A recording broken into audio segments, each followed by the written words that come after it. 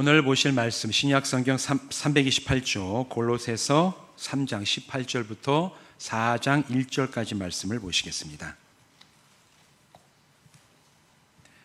제가 읽겠습니다. 아내들아 남편에게 복종하라. 이는 주 안에서 마땅하니라. 남편들아 아내를 사랑하며 괴롭게 하지 말라. 자녀들아 모든 일에 부모에게 순종하라. 이는 주 안에서 기쁘게 하는 것이니라. 아비들아 너희 자녀를 노엽게 하지 말지니 낙심할까 함이라. 종들아 모든 일에 육신의 상전들에게 순종하되 사람을 기쁘게 하는 자와 같이 눈가림만 하지 말고 오직 주를 두려워하여 성실한 마음으로 하라. 무슨 일을 하든지 마음을 다하여 주께 하듯 하고 사람에게 하듯 하지 말라. 이는 기업의 상을 주께 받을 줄 아나니 너희는 주 그리스도를 섬기느니라. 불의를 행하는 자는 불의의 보응을 받으리니 주는 사람을 외모로 취하심이 없느니라. 상전들아 의와 공평을 종들에게 베풀지니 너희에게도 하늘에 상전이 계심을 알지어다. 아멘. 기도하고 말씀을 나누겠습니다. 하나님, 오늘도 우리에게 예배할 수 있는 자리와 시간과 날을 주셔서 감사합니다. 이제 말씀을 나누오니 성령을 이곳에 임하시고 우리 심령을 새롭게 하셔서 그 말씀이 우리 영의 양식이 되게 하시고 나아갈 방향의 지표가 되게 하시고 우리가 날마다 서 있을 진리의 반석 되게 하여 주시옵소서. 예수님의 이름으로 간절히 축복하며 기도합나이다. 아멘. 오늘 이 시간 이곳에서 또한 온라인으로 예배하는 모든 분들 주님의 이름으로 축복합니다. 오늘은 2024년 어린이 주일과 어버이 주일 동시에 지킵니다. 원래는 다음 주가 어버이 주일인데 따로 하고 따로 하기에 어버이날이 지나버려요. 그래가지고 아예 이제 올해 어버이 주일과 어린이 주일을 같이 하자 해서 같이 우리가 오늘 지키게 됐습니다. 그래서 오늘 이 시간에는 지난주까지 계속해서 부활하신 주님을 만난 사람이 어떤 변화를 경험했는가, 이 주제를 가지고 지금 쭉 말씀을 전해오는데 오늘 이 시간은 우리가 가정의 달을 맞이해서 부모와 자녀가 함께하는 곳인 가정에 대한 말씀을 우리가 살펴보려고 합니다.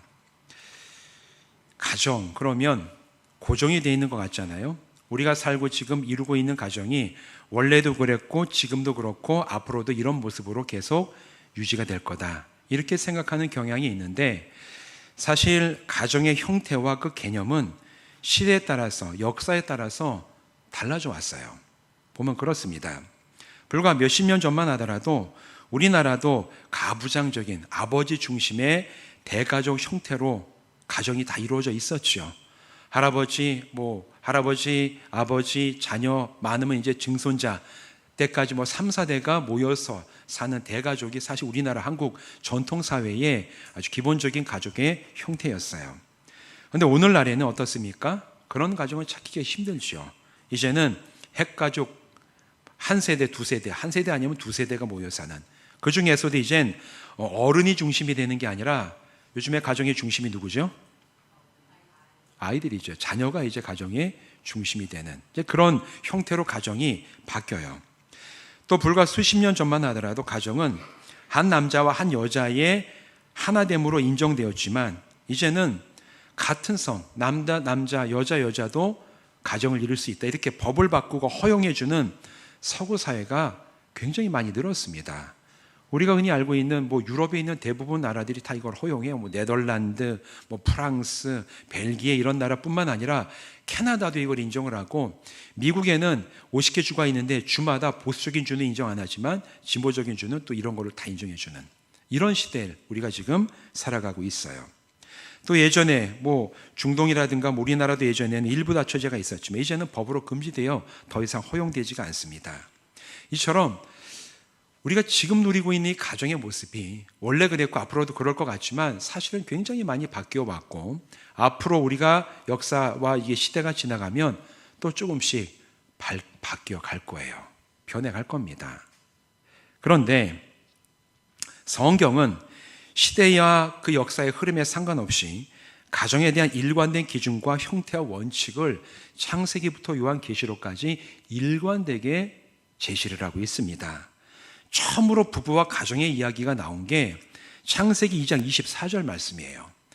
이러므로 남자가 부모를 떠나 그의 아내와 합하여 둘이 한 몸을 이룰지로다. 처음 창세기, 그것도 아주 앞부분인 2장에서 어떻게 가정이 이루어지는가, 아담과 하와를 이제 만드시면서 어떻게 가정이 이루어지는가에 대한 첫 번째 규정 이뤄놓으신 게 한 남자와 한 여자가 합하여서 한 가정을 이루게 될 것이다. 성경은 남녀의 하나됨만을 부부와 가정의 원칙으로 예전에도 그랬고 지금도 그렇고 앞으로도 유일하게 그것만을 인정할 것입니다. 또한 시편 127편 3절 보면 이렇게 얘기를 해요. 보라, 자식들은 여호와의 기업이요 태의 열매는 그의 상급이로다. 오늘날의 자녀가 때로는 가정의 우상이 되는 경우도 있고, 때로는 부모가 마치 자녀들을 자기 소유물처럼 여기는 그런 경향도 참 많이 있지만, 성경은 가정에서 태어난 자녀들은 하나님이 주신 복과 은혜임을 여러 곳에서 말씀을 통해서 분명하게 선언하고 있어요. 자녀는 너의 것이 아니라 하나님이 주신 선물이고 하나님이 맡기신 하나님의 자녀들이다. 이거를 반복해서 성경은 가르치고 있습니다. 이 같은 이 가정에 대한 성경의 기준은 이전에도 변하지 않았고 지금도 변하지 않고 앞으로도 변하지 않을 겁니다. 왜냐하면 이 모든 가정에 대한 성경의 원칙들이 하나님이 세우신 창조의 원리에 속해 있기 때문에 그래요. 그냥 사람들이 합의해서 이게 좀 이쪽으로 가고 저쪽으로 가는 그런 성격이 아니라 하나님이 세상을 만드실 때 이 창조의 원리에 속해 있는 바로 그 부분이 가정이기 때문에 이 가정에 대한 원리와 원칙은 시대가 지나도 성경에서는 바뀌지 않아요. 이걸 붙잡고 나가는 우리 모든 성도들 되시기를 주님의 이름으로 부탁을 드립니다. 여기에 대해서 성경은 가정에 영적인 차원도 있음을 분명하게 얘기를 합니다. 구약과 신약을 쭉 읽어보면 하나님과 이스라엘의 관계, 또 하나님과 교회의 관계를 부부에 비유하는 구절들이 신구약에 참 많이 나옵니다. 대표적으로 예레미야서 3장 14절 말씀 이렇게 얘기를 해요. 여호와의 말씀이니라 배역한 자식들아 돌아오라. 나는 너희 남편임이라. 내가 너를 성읍에서 하나와 족속 중에서 둘을 택하여 너희를 시온으로 데려오겠고. 선지자 예레미야를 통해서 하나님이 이스라엘 백성에게 말씀하시는데, 이스라엘 백성이 하나님을 배반하고 떠나서 그들을 다시 돌아오라고 하시는 하나님의 말씀이 내가 너희의 남편이다. 너희가 나를 버리고 떠나간 것이 아내가 남편을 버리고 그냥 나간 것과 같다. 지금 그렇게 말씀하시는 이 부부의 관계에 비유해서 하나님과 이스라엘의 관계를 말씀을 하십니다. 신약에도 동일한 얘기가 나와요. 고린도서 11장 2절 말씀 보면 내가 하나님의 열심으로 너희를 위하여 열심을 내노니 내가 너희를 정결한 처녀로 한 남편인 그리스도께 드리려고 중매하매로다. 사도 바울이 이렇게 고백을 하죠. 복음을 전하고 그 진리를 가르치고 정말 그들을 위해서 애쓰는 이유가 너희를 잘 정결한 처녀같이 진리 위에서 세워진 이 성도들이 마치 정결한 처녀와 같이 이제 오실 그리스도, 우리의 신랑 되신 그리스도께 내가 중매하는 심정으로 너희를 잘 준비시켜서 주님 앞에 인도하는 부부의 비유를 가지고 그리스도와 성도의 관계를 또한 성경은 얘기를 합니다. 요한계시록에 가도 이런 비슷한 얘기가 나와요. 계시록 21장 2절 말씀 보면 또 내가 보매 거룩한 성 새 예루살렘이 하나님께로부터 하늘에서 내려오니 그 준비한 것이 신부가 남편을 위하여 단장한 것 같더라. 이렇게 얘기를 합니다.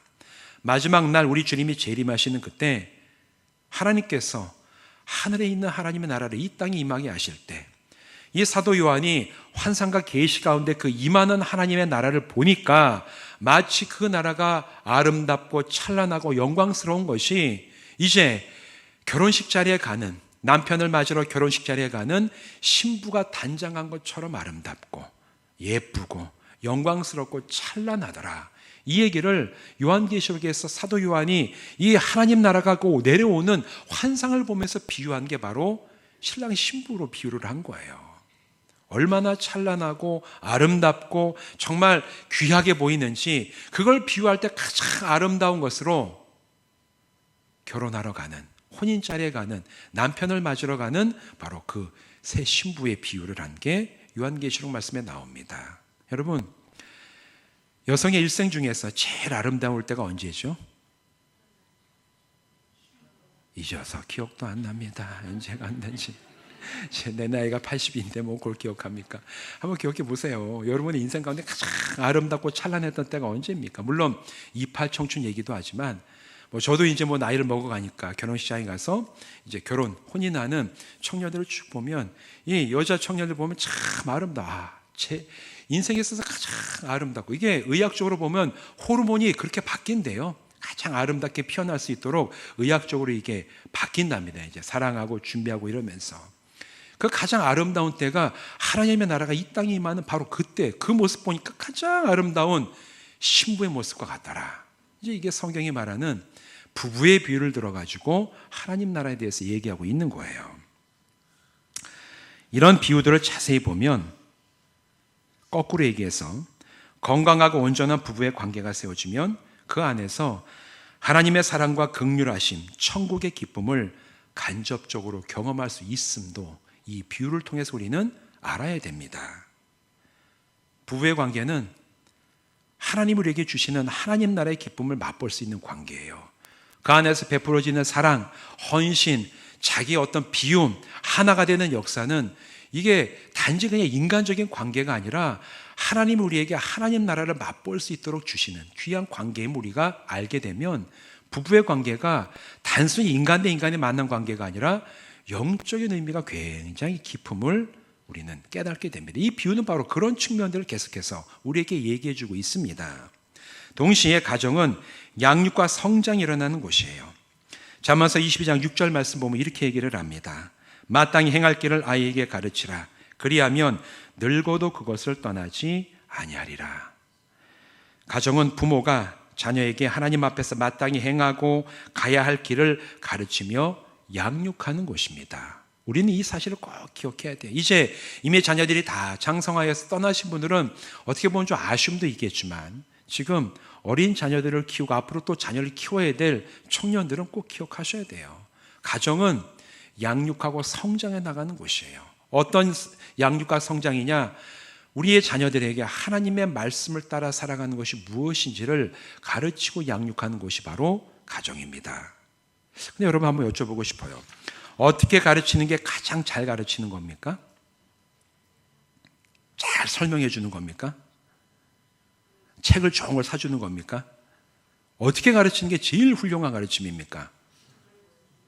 모범을 보여주는 거예요. 말하는 것도 중요해요. 물론 말을 해야죠. 때로는 가르치고 뭐 말도 하고 책도 보여줘야 되지만 자녀가 가장 깊게 감명을 받고 가장 잘 따라갈 수 있는 거는 부모가 그 가르치는 대로 따라 살아가며 모범을 보일 때 그때 그 자녀들이 이게 진짜 맞는 거구나. 이거를 알게 된다라는 거예요. 체험하게 되는 거고 함께 부모의 그 길을 따라서 나가게 되는 게 가장 탁월하고 최고의 가르침은 말씀을 따라 살아가는 부모의 모습을 자녀들에게 보여주는 겁니다. 여러분, 이런 부모 되시기를 주님의 이름으로 부탁을 드립니다. 이게 우리에게 오늘 필요한 거죠. 부모가 먼저 행하고 모범을 보임으로 가르칠 때 그 가르침이 가장 탁월하고 오늘 말씀처럼 그 자녀가 나이 들고 늙어서도 그가 배웠던 길을 떠나지 아니할 것이다. 이 말씀은 부모가 모범을 보이면서 가르치는 바로 그 얘기를 지금 하고 있는 거죠. 또한 가정은 조건 없는 사랑과 인애를 베풀고 경험하는 곳이에요. 우리가 살아가면서 얼마나 많은 인간관계를 맺고 살아갑니까? 회사, 친구, 학교, 교회 여러 가지 인간관계를 맺고 살아가고 또 사랑을 주고받지만 우리가 맺고 살아가는 이 인간관계 속에서 가장 무조건적인 사랑이 주어지는 관계, 어떤 관계죠? 부부관계입니까? 여러분, 가요 제목 아시죠? 님이라는 글자에 저만 할 찍으면 뭐가 되죠? 남이 돼요. 이게 성인 대 성인으로 만났던 이 성인 남녀는 사랑할 수도 있지만 사랑 안 하고 헤어질 수도 있어요. 이 성경 구절 아닙니다, 이게. 예. 님이라는 글자에 점 하나 찍으면 남이 돼요. 유명한 가요 제목이잖아요. 이제 가지고 나오는데. 그래서 부부의 연은 천륜이라고 얘기 안 합니다. 근데 부모와 자녀의 관계는 천륜이라고 얘기를 해요. 하늘이 내는 관계다. 얘기하는 이유가 부모와 자녀의 관계는 무조건적인 사랑이 베풀어지는 바로 그런 관계이기 때문에 성경도 그렇게 얘기하지만 사람들도 본능적으로 아는 거예요. 부모와 자녀의 관계, 부모가 자녀를 대하는 사랑은 끝없는 사랑이고 가장 인간관계 속에서 가장 많은 사랑이 베풀어지는 바로 그런 관계가 된다. 우리는 이것을 알 수가 있어요. 중요한 건 나의 가정, 우리의 가정에서 이 사랑을 줘야 되고 체험해야만 됩니다. 경험해야 돼요. 참 좋은 얘기지만 나의 가정이 그렇지 못하고 나의 자녀에게 그런 사랑을 주지 못한다면 성경 따로 우리의 삶 따로 이분법적인 신앙으로 살아갈 수가 있다는 것을 우리는 꼭 기억해야 됩니다. 여러분, 그런데 이렇게 부모가 먼저 모범을 보이고 살아가고 조건 없는 사랑을 베풀면서 살아갈 때 자녀뿐만 아니라 부모도 성장합니다. 부모는 이미 다 끝난 사람이 아니에요. 부모도 성장해야 되고 부모도 하나님 앞에서 믿음 안에서 하나님으로부터 양육을 받아야 되는 존재예요. 그래서 이 가정은 모두가 양육되고 모두가 성장해 나가는 영적 성장의 터전이 되는 것이 가장 아름답고 귀한 가정이 될 줄로 믿습니다. 그래서 16세기 위대한 종교개혁자 마르틴 루터는 이런 것이 이루어지는 가정을 뭐라고 부르는지 아십니까? 작은 천국이라고 불렀습니다. 가정은 작은 천국이다. 아무 가정이 다 그렇게 되는 게 아니라 정말 부모가 말씀을 따라 살아가며 그걸 모범으로 보여주고 무조건적인 사랑을 베풀고 체험하는 그런 가정이 루터가 보기에 이게 바로 하나님 이 땅에 주신 가장 작은 천국이 아니냐, 이렇게 얘기한 기록이 지금도 우리에게 전해져 오고 있죠. 그런데 이 작은 천국은 저절로 이루어지지 않습니다. 훈련이 있어야 돼요. 오늘 우리가 읽었던 이 골로새서의 본문이 그 훈련의 구체적인 방향과 실천을 알려줘요. 18절부터 21절까지의 말씀 우리가 함께 같이 읽어보실까요? 18절부터 같이 읽겠습니다. 시작.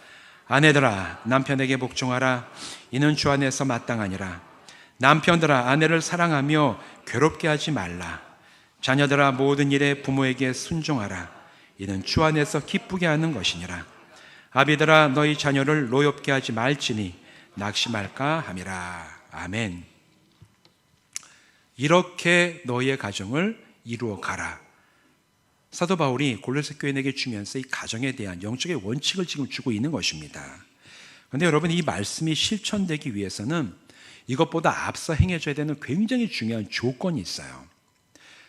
뭐냐면 이런 가정을 이루기 위한 그 부모들과 자녀들이 먼저 예수 그리스도를 통해서 받은 구원과 하나님의 사랑이 얼마나 크고 깊은지를 경험해서 10년 가운데 감사함이 깊이 뿌리 내리고 있어야지만 이런 가정을 만들 수가 있습니다.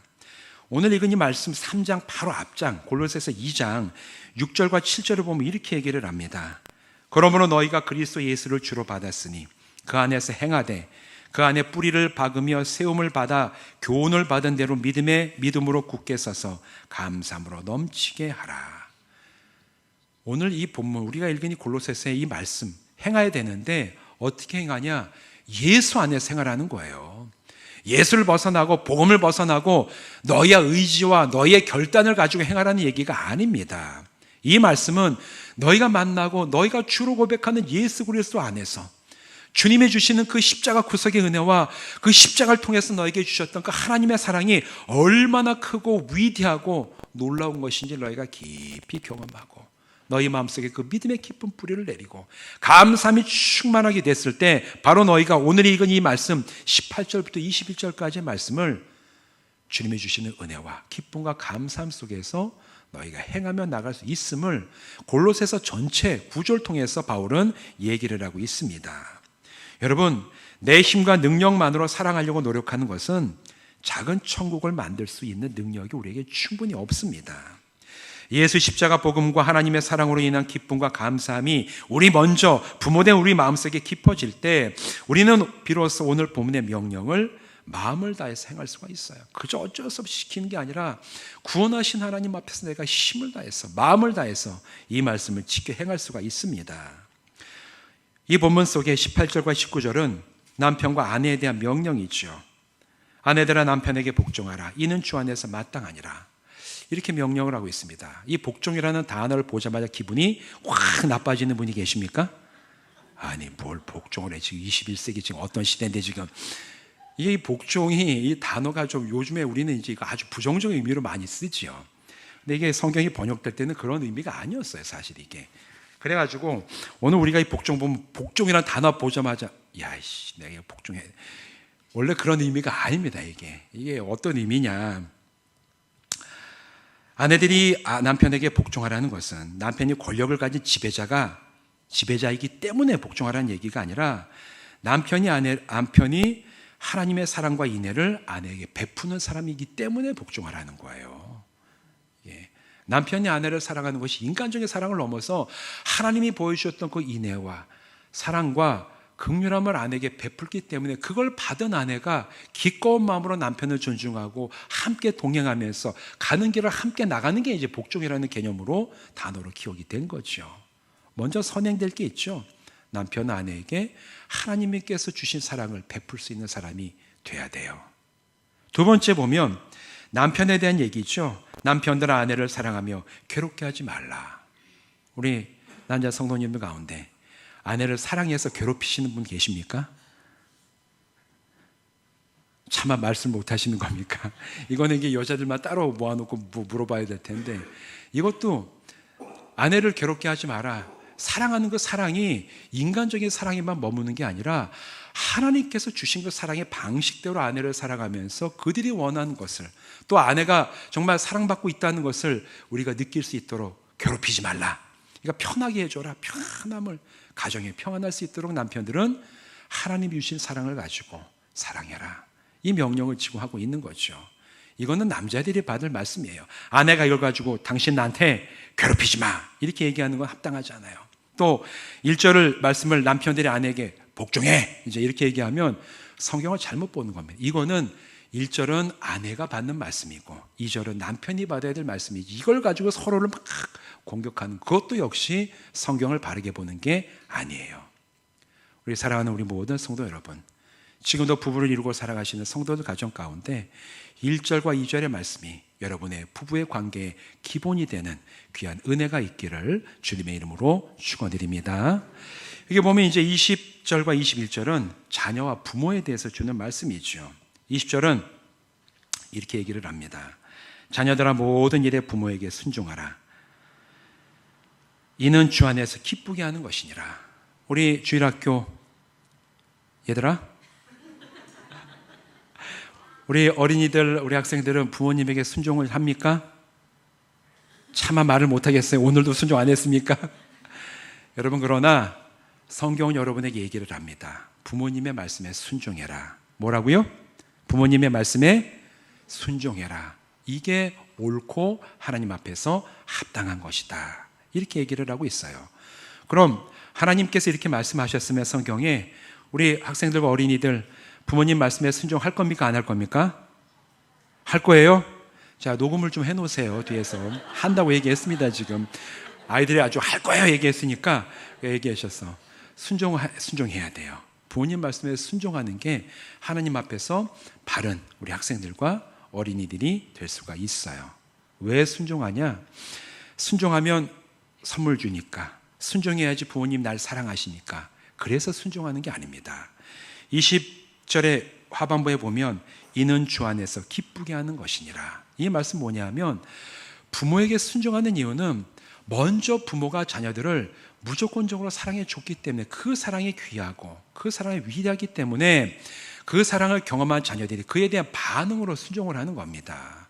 너 순종 안 하면 장난감 안 사줘, 너 옷 안 사줄 거야, 이게 아니라 부모가 나에게 베풀어준 사랑이 크고 위대한 걸 내가 알기 때문에 그 사랑을 받은 내가, 자녀들이 부모에 대해서 그 반응으로 나오는 것이 제가 부모님 말씀에 순종합니다. 이게 주 안에서 하나님을 기쁘게 하는 바로 그런 순종이라고 오늘 본문은 얘기를 하고 있어요. 또 반대로 21절 보면 아비들아의 부모를 얘기하죠. 너희 자녀를 노엽게 하지 말지니 그들이 낙심할까 하노라. 노엽게 하지 말라, 이렇게 얘기를 하고 있죠. 부모는 자녀들을 온전히 순종할 수 있도록 노엽게 해서는 안 됩니다. 무슨 얘기냐? 자녀를 자기의 욕심을 채우는 도구와 대상이 아니라 하나님이 맡기신 선물이자 온전하고 존귀한 인격체로 대하라는 얘기예요. 몇 년 전에 스카이캐슬이라는 드라마 아주 유명하게 나왔던 거 보셨습니까? 스카이캐슬. 거기에 나오는 게 기본적으로 바로 이 문제입니다. 부모들이 자녀들에게 자기가 이루지 못한 걸 투사해서 이루게 하거나 아니면 자기가 얻고자 하는 걸 자녀를 통해서 얻게 만들기 위해서 얼마나 괴롭힙니까? 아이들이 뭐 나중에 막 스스로 막 그냥 목숨을 끊는 일까지 나오는 비극이죠. 그렇게 하지 말라는 거예요. 그렇게 하지 마라. 자녀는 부모들의 소유물도 아니고 부모의 뭔가 기대를 성취해내도록 투사하는 그런 존재가 아니라 하나님 앞에서 온전한 한 인격체로 너희가 존귀하게 대하라. 바로 그 얘기를 지금 하고 있는 거죠. 그럴 때 자녀들은 자기들에게 주신 하나님의 그 뜻을 헤아리고 그 길을 찾아서 그들이 성실하게 하나님 앞에서 달려나갈 때 그들이 실망하거나 좌절하거나 넘어지지 않고 끝까지 자기의 길을 갈 수 있는 자로 양육해내는 것이 오늘 부모된 우리들에게 주어진 사명인 줄로 믿습니다. 이렇게 하라라는 거예요. 여러분, 우리들에게 주신 자녀, 우리가 키우는 부모 입장에서 또 이런 말씀이 우리 가정에서 이루어지는 하나님의 온전한 명령으로 받아들이시기를 주님의 이름으로 부탁을 드립니다. 근데 여러분, 제가 말씀드린 이 모든 것에 바탕이 있죠. 무엇이죠? 사랑이에요. 하나님께서 우리를 사랑하신 것처럼 부부도 서로 그 사랑 위에서 사랑하고 자녀도 우리가 그 사랑으로 사랑하고 자녀들 역시 하나님이 주시는 사랑으로 내가 사랑받고 있음을 예수 십자가 안에서 하나가 된 자녀들이 그 사랑 위에 온전히 설 때 바로 이런 말씀이 우리들에게 이루어지는 가정이 될 줄로 믿습니다. 그리고 이 진리를 기억하고 그 사랑 안에 모든 가족이 하나 될 때 우리의 가정이 회복되고 단단해지며 루터가 얘기한 것처럼 우리의 가정이 작은 천국이 될 줄로 믿습니다. 사랑하는 성도 여러분, 이제 5월 첫 주가 되어서 5월이 시작이 됐어요. 가정의 달이라고 많은 곳에서 가정의 달 행사도 하고 어버이날, 어린이날 여러 가지 기념일도 있습니다. 그러나 우리 성도들에게는 하나님을 우리에게 주신 그 사랑과 구원의 은혜가 가장 귀한 줄로 알아. 우리 가정이 바로 그 위에서 단단하고 온전하게 세워지고 하나님의 사랑 가운데 우리가 주님의 사랑을 깊이 나누는 작은 천국이 이루어지기 시작하는 5월 한 달 되시기를 주님의 이름으로 부탁을 드립니다. 기도하시겠습니다. 하나님 감사합니다. 오늘도 우리에게 가정의 달을 맞이해서 정말 그리스도인의 가정이 어떠해야 되는지에 대해서 말씀을 나눴습니다. 정말 부부가 하나님의 사랑 가운데 서로가 사랑하면서 귀한 믿음의 또 영적인 성장을 이루어가는 그런 부부의 관계들이 세워지게 하여 주시옵시고 또 부모와 자녀들 사이에서도 하나님이 맡겨주신 귀한 하나님의 사람인 줄로 알고 믿음 안에서 우리가 그들을 양육하고 자라나게 하게 하여 주시옵시고 부모된 우리들이 먼저 믿음을 따라 온전하게 그 믿음의 길을 가는 그것을 통하여 자녀들에게 마땅히 가르칠 것을 바르게 온전하게 가르칠 수 있는 영적인 부모로 우리 또한 성장하는 믿음의 가정 되게 하여 주시옵소서. 그래야 우리 교회에 속해 있는 모든 성도들 부부와 가정들이 작은 천국이 되어서 마침내 우리 주님 다시 오실 때 그때 누릴 기쁨과 감격과 은혜와 사랑을 우리의 가정에서 충만히 누리며 살아가는 우리 모든 교회 성도들 되게 하여 주시기를 간절히 바랐고 예수님의 이름으로 축복하며 기도하옵나이다. 아멘.